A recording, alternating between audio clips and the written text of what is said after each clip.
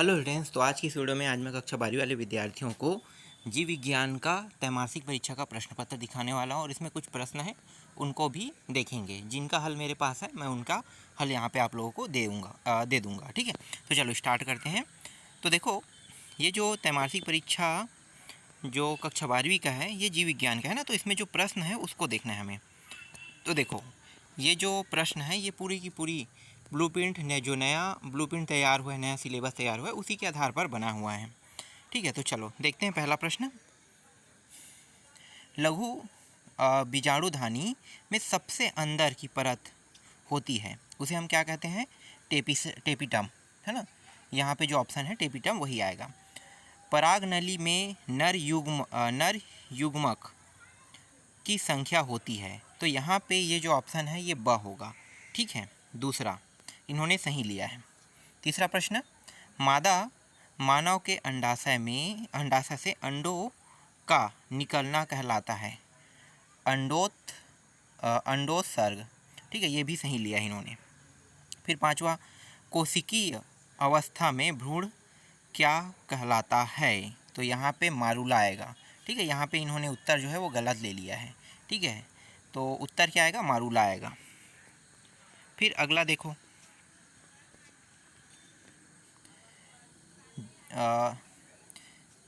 ZIFT में युग्मजन को कहाँ स्थानांतरित किया जाता है? यहाँ भी चार ऑप्शन दिए हुए हैं ना, तो यहाँ पे ऑप्शन कौन सा आएगा? फेलोपियन ट्यूब, ये इन्होंने सही लिया है। ठीक है, ये प्रश्न भी सही है, मतलब एक प्रश्न अब तक के गलत हुआ है। ठीक है, अगला देखते हैं। इसको भी इस तरीके से पलट लेते हैं और यहाँ से शुरू करते हैं। ठीक है, अगला देखो, विश्व जनसंख्या दिवस किस दिन मनाया जाता है? उत्तर क्या आएगा? उत्तर जो है यहाँ पे 11 जुलाई आएगा, एकदम सही आंसर है। सहलग्नता की खोज किसने की? चार ऑप्शन दिया है, जॉनसन ने, या बिडल एंड टाटम ने, या बेटसन एवं पुनेट ने, कार्ल लैंड स्टीनर ने। इन चारों में से जो ऑप्शन रहेगा वो है सा ऑप्शन। ठीक है, ये पता नहीं चल पाया होगा इनको, इसलिए इसका उत्तर नहीं दे पाया है ना, तो बेटसन एवं पुनेट ने। ठीक है, अगला देखते हैं। विपुंसन का अर्थ है, तो चार ऑप्शन यहाँ भी है, दलपुंज को काट देना, वर्तिका को काट देना, परागकोश को काट देना और वर्तिकग्र को काट देना। तो इन चारों ऑप्शनों में जो स है वही क्या होगा? इसका उत्तर होगा। अगला प्रश्न है 9वां, डीएनए श्रृंखला में होता है। डीएनए श्रृंखला में क्या होता है? 5 फास्फेट और 3 फॉस्फेट सिरा होता है, या 5 फॉस्फेट या 3 OH सिरा होता है, या फिर OH और 3 फॉस्फेट सिरा होता है, फिर 3 OH और 5 OH सिरा होता है। तो यहाँ पे ये थोड़ा कन्फ्यूजन भरा प्रश्न है, मैं भी ये नहीं कह सकता, लेकिन मुझे इतना पता है कि OH और 3 फॉस्फेट सिरा होता है। ठीक है, ये इसका उत्तर रहेगा। फिर ये जो 10वां प्रश्न है, कौन सा एंजाइम डीएनए अणु के द्विगुणन में आरएनए प्राइमर के संश्लेषण को उत्प्रेषित करता है? तो इसका उत्तर मुझे पता नहीं है ना, इसका उत्तर देख लेना। ठीक है, अगला देखते हैं। अब ये जो प्रश्न है ये एक एक नंबर के हैं और सेम टू सेम वार्षिक पेपर में ऐसे ही आएगा। 10 प्रश्न आपको वस्तुनिष्ठ देखने को मिलेगा और 5 प्रश्न अति लघुत्तरीय प्रश्न, है ना। कक्षा 12वीं वाले विद्यार्थियों को यहाँ पे मैं बता रहा हूँ, अच्छे से समझना और सुनना। ठीक है, जो मैं बता रहा हूँ यही बात को अच्छे से जानना। ये 10 प्रश्न वस्तुनिष्ठ आएगा वार्षिक में और 5 प्रश्न अति लघुत्तरीय प्रश्न। कुल प्रश्नों की संख्या 21 तक के जाएगा, है ना। तो 21 तक के। तो ये पहला प्रश्न है जिसमें क और ख 2 खंड रहेंगे, अ और ब कहूँगा, सॉरी, अ और ब 2 खंड रहेंगे। इसके बाद दूसरा, तीसरा, चौथा वहाँ से स्टार्ट होगा, 20 प्रश्न रहेगा, है ना। तो टोटल जो है वो नंबर को डिसाइड कर देगा उतने में। ठीक है, तो देखो, प्रथम जीव की उत्पत्ति कहाँ हुई? प्रथम जीव, सबसे पहले पृथ्वी में जीवन की उत्पत्ति के बारे में पूछ रहा है, तो भाई जल में सबसे पहले जीवन की उत्पत्ति हुई थी, है ना। उससे और कुछ कहा जाता है, मुझे याद तो नहीं आ रहा है अभी, लेकिन जीवन की उत्पत्ति सबसे पहले जल में हुई। दूसरा है बीजांड का वह स्थान जहाँ बीजांड वृंत से जुड़ा होता है क्या कहलाता है? नाभिका, ऐसा कुछ कहलाता है क्या? हाँ, नाभिका ही तो है।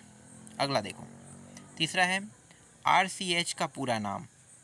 RCH आर का होता है रिप्रोडक्टिव, हाँ ठीक है, रिप्रोडक्टिव एंड हेल्थ एंड क्या होता है, चाइल्ड हेल्थ केयर, ठीक है, यही होगा, रिप्रोडक्टिव चाइल्ड हेल्थ केयर, ठीक है, ये होगा इसका पूरा नाम। कीएजमा किसे कहते हैं? अब ये जो कीएजमा है ये किसे कहते हैं, इसको कुछ इस प्रकार से मैं समझाता हूँ, मुझे भी थोड़ा थोड़ा पता है ना।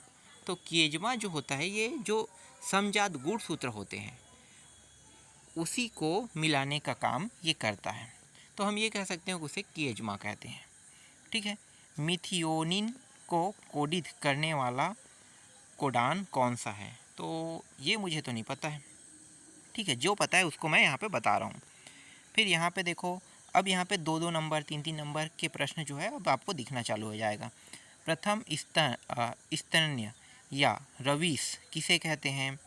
बहुभ्रूणता क्या है? ठीक है, इसका भी उत्तर मुझे नहीं पता है। चिकित्सीय सगर्भता समापन किसे कहते हैं? प्रभावी तथा अप्रभावी कारक किसे कहते हैं? छठवा है ओन्कोजीन्स किसे कहते हैं? मनुष्य के अंडाशय का नामांकित चित्र बनाइए, ये तो बना ही लोगे आप लोग, है ना, मनुष्य हो गया, ठीक है। 8वां है द्विसंक्रिय संकरण किसे कहते हैं? चेकर बोर्ड डाटा समझाइए। समजात एवं समवृत्ति अंग किसे कहते हैं? अंडजनन को सचित्र समझाइए। डीएनए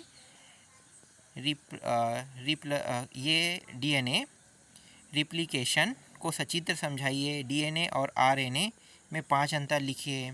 फिर 12वां है जब एक वाहक वर्धान महिला का विवाह वर्धांग पुरुष से होता है तब उसकी संतानों में वर्धानता की वंशागति का रेखा चित्र को समझाइए। अब वंशागति के रेखा चित्र को बताना है, जैसे एक महिला पुरुष के साथ शादी होता है तो फिर उसका एक बनता है ना 3 साल 4 साल के रिकॉर्ड, आप अपने दादाजी को जानते हो, है ना, उस दादाजी के बाद अपने पिताजी को, फिर अपने बच्चों का, तो ये वंशावली टाइप्स है, तो ऐसे ही बताना है आपको।